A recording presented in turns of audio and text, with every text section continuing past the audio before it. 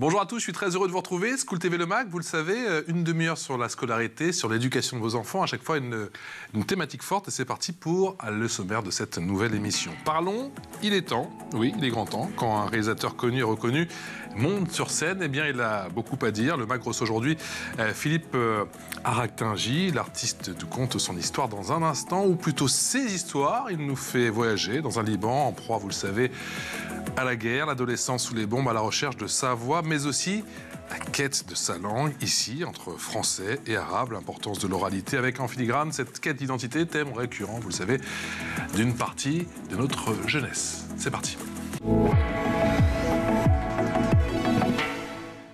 Merci d'avoir accepté notre invitation, Philippe.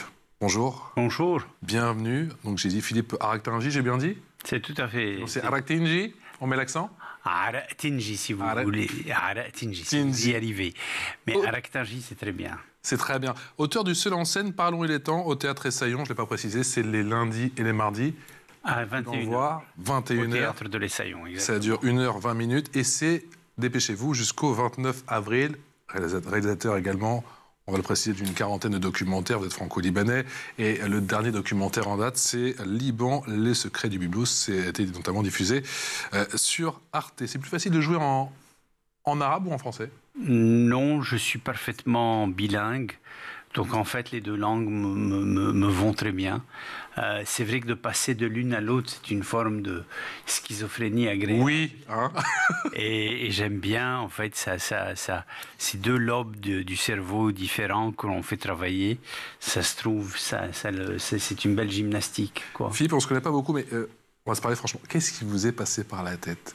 Qu'est-ce qui vous a donné envie de passer de l'autre côté de la caméra, si je puis dire? Oui. Vous qui avez tant mis en scène, tant documenté, tant raconté, de raconter autrement et surtout de monter sur scène. Je connais quand même pas mal d'artistes et c'est vrai que la crainte la plus ultime, c'est celle-là. De monter sur scène sans filet, entre guillemets, en direct tous les soirs. Pendant 1h20 minutes. Pendant 1h20 minutes. Oui.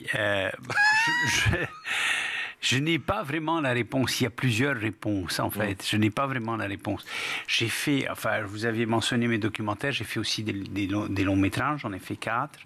Le dernier... Qui ont été primés, effectivement. Et le dernier, en fait, est tombé juste avant la crise économique au Liban. Ensuite, on a eu l'explosion du 4 août, qui était le gros champignon sur le port de Beyrouth, si les gens s'en souviennent encore. Et un déménagement, un énième déménagement pour aller en France à nouveau m'installer. Et donc, c'était trop pour moi. Il y avait trop de choses, trop de fatigue, de dépression. Et je suis un storyteller, je raconte des histoires, c'est mon métier. Sauf que repartir dans un long métrage ou dans un film était trop difficile pour moi. Il fallait choisir autre chose.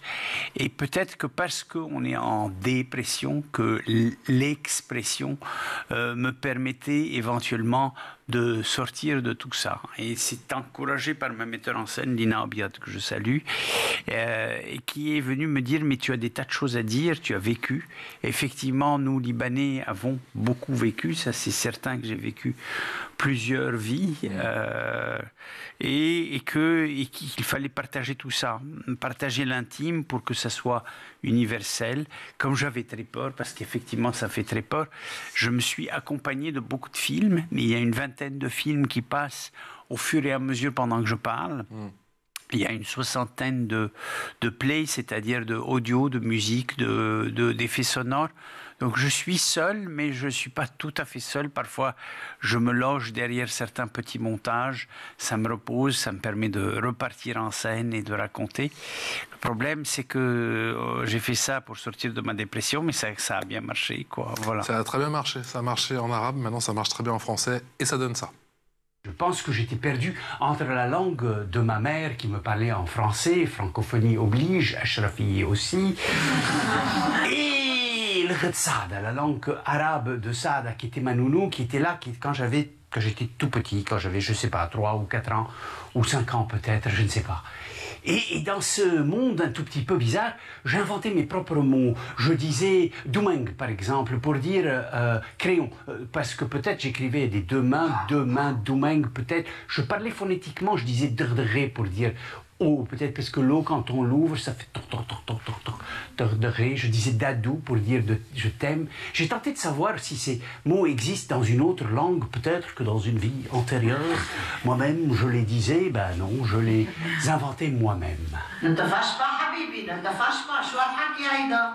Toi, tu es intelligent, tu es même extraordinaire, mais tu as cette difficulté, ce retard.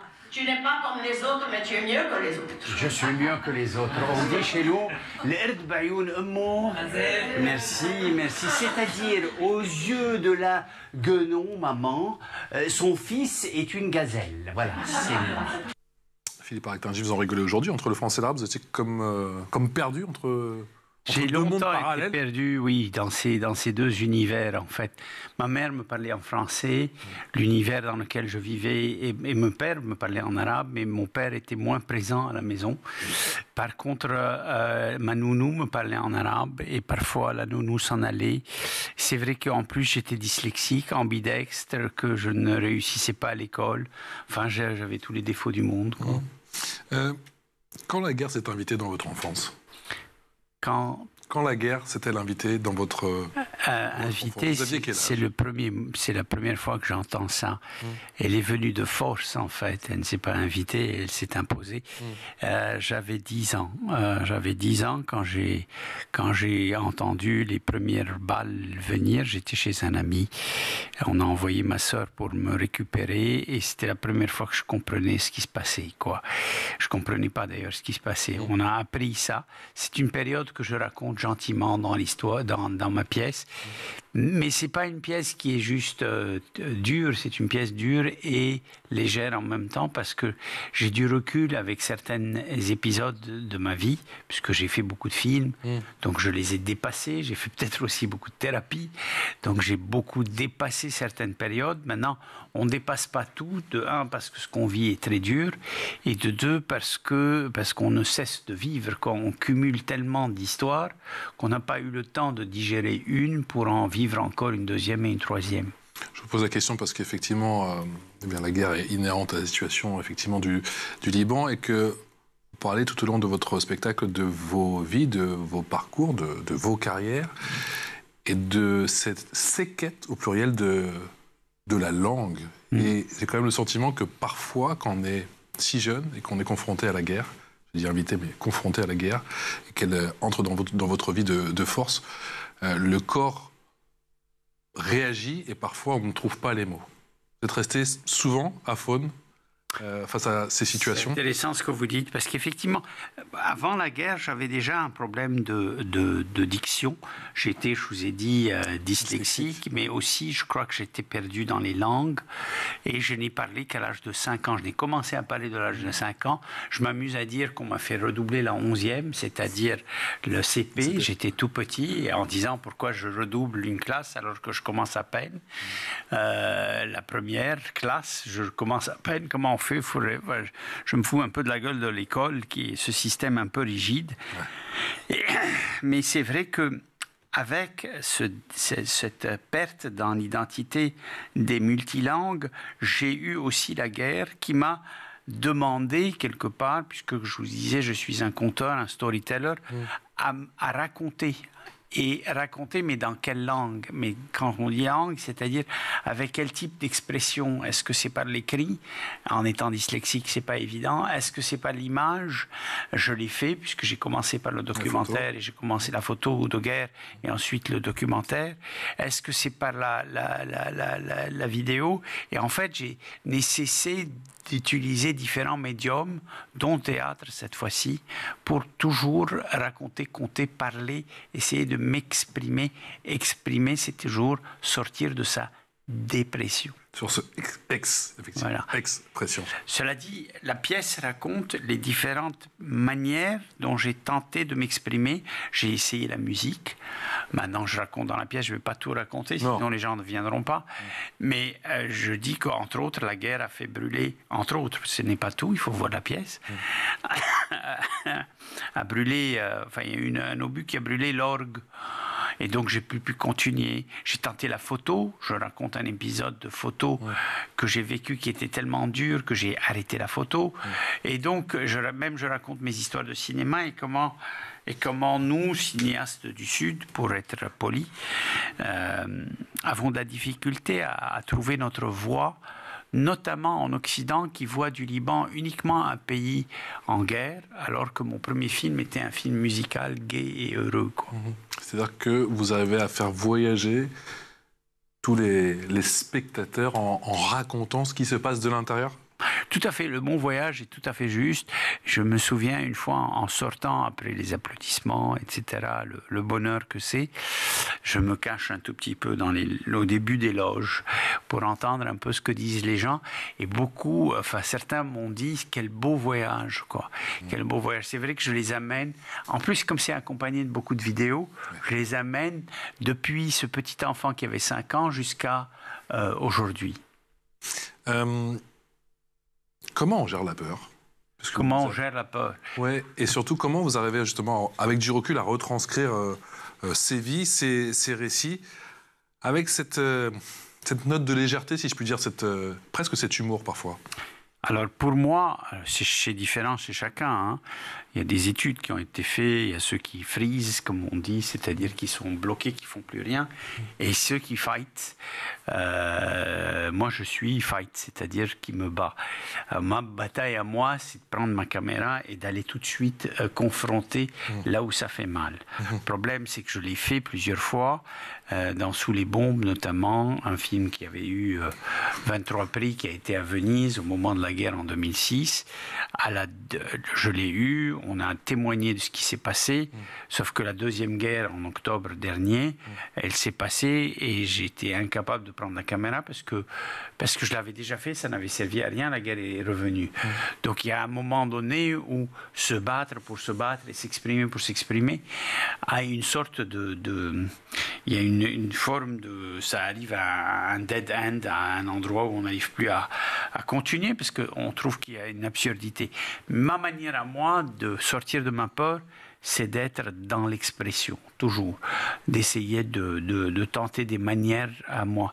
Et en fait, je me demande souvent si je suis cinéaste ou si je suis acteur ou si je ne suis que quelqu'un qui a réagi toute ma vie aux peurs et à tenter de sauver cette âme en souffrance tant qu'elle était en souffrance. Comme vous dites, la guerre a commencé à l'âge de 10 ans. Ouais. Ici, on parle beaucoup d'école, on parle beaucoup d'éducation. C'est pas un secret. Philippe, vous l'avez évoqué en début d'émission. Est-ce que c'est vous qui n'aimiez pas l'école ou c'est l'école qui ne vous aimait pas? Parce que vous aviez tous ces troubles 10, effectivement. J'ai fait un film avec mes enfants qui est sorti en salle en 2015, qui s'appelle Héritage, et qui me rapproche de mes enfants. Et en fait, je leur pose des questions. Et les enfants ont dit des choses exceptionnelles. Alors, certes, c'est mes enfants, et mes enfants sont magnifiques, etc. Je suis le premier à le dire. Je connais ça. Mais au-delà de cette tendance, de cette manière de voir, je crois qu'il faut entendre les enfants. Le problème des écoles, c'est qu'on n'écoute pas assez l'enfant. On lui impose ce qu'il doit entendre. Et moi, je parle beaucoup dans ma pièce de mon éducation, des jésuites qui étaient très durs avec moi, qui n'ont pas entendu ce que j'avais à dire. Je parle de mes dissertations. Dans une école, on me donnait des 16 et des 17 sur les dissertations. Et chez les jésuites, l'année d'après, on me donnait des 0. Mais la même personne qui passait du Parce qu'on ne regardait pas le contenu? Parce qu'on regardait que les fautes d'orthographe, exactement. Et si on est dyslexique? Voilà. Mais sauf que la dyslexie, à l'époque, c'était pas la mode. Et aussi, l'encouragement était plus sur l'efficacité que la créativité. Cela dit, j'ai effectivement, même mes enfants à moi, j'ai ma fille qui me dit « je veux faire de nouvelles écoles et réformer ». Moi, j'ai été assez traumatisé par l'école. Je l'ai quittée, je n'ai pas mon bac. J'ai quand même fait une 50aine de documentaires, 4 longs métrages. Ça a été une revanche pour moi pour dire que malgré le fait que j'ai pas de système scolaire, j'ai quand même, entre guillemets, réussi, je dis bien entre guillemets, parce que la vraie réussite, c'est celle de l'âme, et non, c'est le pédigré sur le CV de tellement de films, quoi. Vous avez parlé il y a un instant de dépression et d'expression, mais justement, quand le système scolaire nous lâche, est-ce qu'on déprime? Alors, justement, ça dépend. C'est comme la peur. C'est flight ou fight. Soit on peut être cassé et ne pas s'en sortir, soit on peut avoir cette résilience. Ça peut être du caractère, ça peut être aussi inné. Il y a toujours, dans une famille, certains plus résilients que d'autres. La résilience chez moi est un don, je le remercie, j'essaie d'en faire le mieux possible, mais vous savez, ce n'est pas que soi, on est avec beaucoup de dons et on doit être toujours reconnaissant des dons que l'univers nous a donnés et à nous d'en faire au mieux et de les mettre au plus utile, quoi. Et alors, à cette époque, parce qu'on a bien compris qu'effectivement c'est fight ou flight ou flight ou fight, et que quand on se donne les moyens, très souvent, il y a quelqu'un qui vous tend la main. Il y a quelqu'un qui vous a tendu la main, vous ou pas? Il y a beaucoup de gens qui m'ont tendu la main. J'ai beaucoup d'anges qui étaient là au moment... Mais tout jeune, quand vous étiez en train de vous façonner? Tout jeune, quand j'étais en train de me façonner. Mais je ne sais pas, je ne peux pas vous dire 1, 2, 3 personnes. Je sais qu'il y a beaucoup de personnes. J'ai eu des maîtres aussi qui m'ont beaucoup enseigné plus tard dans la jeunesse. Je pense à une dame qui m'a beaucoup enseigné, mais de manière orale. C'est vrai que quelque part, moi, et c'est quelque chose encore de plus fort maintenant que je prends de l'âge, je suis dans l'oralité. Et heureusement qu'il y a la AI aujourd'hui, parce que les textes... L'intelligence artificielle. Voilà. Les textes que je lis même plus. Je les donne à lire à mon ordi. Je n'écris plus, je dicte, puis je réarrange ce que j'ai dicté. Tout passe par ce médium et celui-ci, ces deux-là. Et en fait, je suis très attaché aux mots, puisque j'ai écrit pendant longtemps, mais ce n'est pas à travers la plume que ça passe, c'est à travers autre chose. Et je suis très attaché à l'image, et j'ai aussi travaillé énormément sur mes thérapies ou mon film Héritage, comme je mentionnais, à travers la photo. C'est-à-dire que les photos vous donnent des indications, des photos d'enfance, je parle, vous indiquent des indications sur qui vous étiez, qui vous êtes, comment vous avez évolué, comment votre visage a évolué. Même les traces de votre visage, votre œil qui est plus bas, petit, plus grand, vous donne des traces sur qui vous êtes. La parole, ce que je veux dire, c'est que ça soit la parole, l'image ou l'audio, ce sont des manières d'enseigner, puisqu'on est dans une chaîne pour l'enseignement, une manière d'enseigner totalement différente de ce qu'il y a aujourd'hui à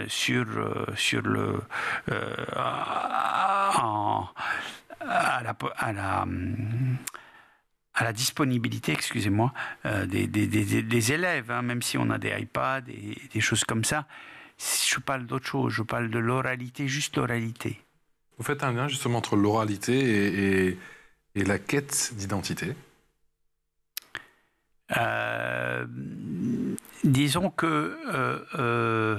Quand on trouve sa voix, quand on trouve sa langue? Oui, il y a un jeu de mots dans la voix et la voix, en fait, effectivement. On trouve son chemin et on trouve sa voix. Et quelque part, moi, je suis légèrement plus francophone qu'arabophone, peut-être même plus que légèrement. Je connais très bien ma langue française. Cette pièce m'a permis de savoir que ma vraie langue, la langue en arabe, c'est lisan, c'est-à-dire c'est la manière dont on articule, quoi. Cette manière dont on articule la pensée, elle est pour moi en arabe, même si je la parle moins bien. Mais je sais que quand j'entends l'arabe, quand je le parle, quand je retraduis des mots que j'ai trouvés en français et en arabe, mon plaisir est de loin supérieur et c'est une langue extrêmement belle. Ça rend hommage à l'arabe, ma pièce. Et beaucoup de gens qui l'ont vue étaient, des Français, je vous parle, étaient ravis parce que c'est vrai qu'on a une tendance à... Déjà, l'arabe, c'est quoi? Il y a l'arabe algérien, l'arabe littéraire, l'arabe libanais, l'arabe des pays arabes, du Golfe, avec toute la confusion de ce que ça veut dire. Mais la langue elle-même est d'une beauté extraordinaire. Et moi, comme je lui rends hommage avec un français relativement correct, les gens sortent en me disant « Mais qu'est-ce qu'elle est belle, cette langue !» Effectivement, elle est ravissante. Les téléspectateurs... les spectateurs, pardon, vous l'avez dit, ressortent de ce spectacle en parlant de voyages, de beaux voyages. Ils vous parlent aussi de cette quête d'identité ou pas forcément? C'est-à-dire que les gens sortent... Au départ, on a eu beaucoup de Libanais qui sont venus en salle. Maintenant, c'est moitié-moitié, français et libanais. Et parfois même, c'est plus de Français. Et des Français qui connaissent Beyrouth ou qui connaissent pas le Liban? Nécessairement. Alors, c'est vrai qu'il y a toujours un petit intérêt pour le Moyen-Orient ou le Liban. Je suis rarement tombé sur un Français qui connaissait rien à rien. Mais c'est parce qu'il venait de la part il était avec une Libanaise et ainsi de suite. Mais toujours est-il que les gens se retrouvent dans ma pièce parce qu'ils s'identifient à plusieurs épisodes de ma vie. Je raconte comment mon père est parti et comment je l'ai appris. Je raconte comment j'ai perdu mon piano et l'expression de la musique. Donc les gens se retrouvent dans ça, ou être nul. C'est-à-dire, je raconte comment toute ma vie, on m'a dit que j'étais nul à l'école. Donc j'ai grandi avec, quelque part dans ma construction, dans mon identité, la notion que moi je suis nul. Et j'ai été retrouver mes notes où j'avais 16 dans un des établissements scolaires, des 16 et des 17, pour me souvenir, comme je le dis avec humour dans ma pièce, qu'avant d'être nul, eh ben, j'étais pas nul. Bon. J'étais bon. Parlez aussi des 3D. Alors moi, je m'étais arrêté au gâteau, les 3D, mais voilà. Vous avez les 3D, les 3 grands traumatismes. Les 3 grands traumatismes, je parle de ça, et principalement du D2. Je dis que le D2, c'est mon dada. Alors, le D2, c'est le déménagement. Le premier D, les 3 grands traumatismes, c'est le décès, déménagement et divorce. Je dis que le divorce vient en 3e parce qu'au moins, quand on se débarrasse de la personne avec qui on est pendant aussi longtemps, certes, c'est un traumatisme, mais c'est un soulagement aussi. Voilà, ça commence un peu comme ça, avec un peu d'humour. Et le D2, c'est notre dada, nous les Libanais, on passe notre temps dans les valises, à faire des valises. Et dans les valises, il y a toujours, on est toujours dans les cartons à se demander, est-ce que je prends, est-ce que je garde, est-ce que je jette, qu'est-ce que je fais de tous ces objets? Et c'est à travers les objets que je range, pendant que je les range, dans cette pièce, que je raconte l'épisode de la musique en trouvant mon métronome, l'épisode de l'écriture en trouvant tous les scénarios que j'ai écrits durant mes années d'écriture, où j'ai écrit des scénarios qui n'ont jamais vu qui n'ont jamais été mis en scène, ou d'autres qui ont été mis en scène, quoi. Mais voilà, c'est l'écrit, la difficulté de l'écrit, et donc le chapitre dans l'écrit des 16 et des 0, des 16 et des 17 et des 0, etc. Philippe Arrectingy, est-ce que vous courez toujours après Beyrouth? Vous avez connu combien de Beyrouth?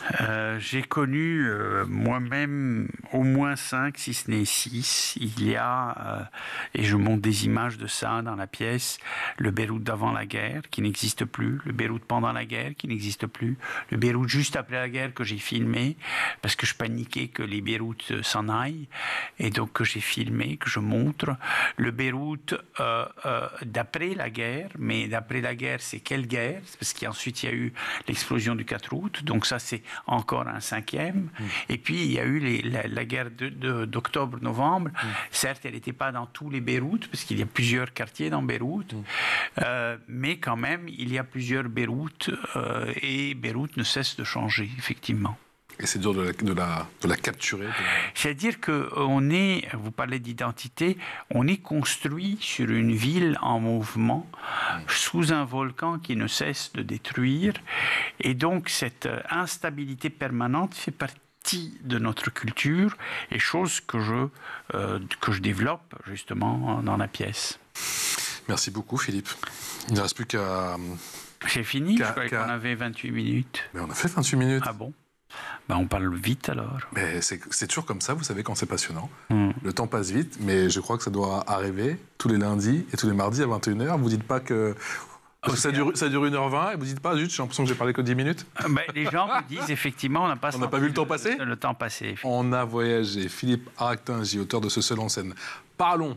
Il est temps au Théâtre Essaillon. Ça se trouve où, le Théâtre Essaillon? C'est juste derrière le centre Beaubourg, Georges Pompidou. Dans le centre de Paris, les lundis et les mardis à 21h. Et c'est, je le répète, jusqu'au 29 avril. Et si vous pouvez, alors je crois qu'il est plus disponible sur Arte, mais n'hésitez pas à aller tenter de revoir le documentaire Liban, Les secrets de Byblos. Du Byblos. Merci infiniment d'être venu nous voir aujourd'hui sur le plateau de School TV. Passez une excellente journée en notre compagnie. À très vite.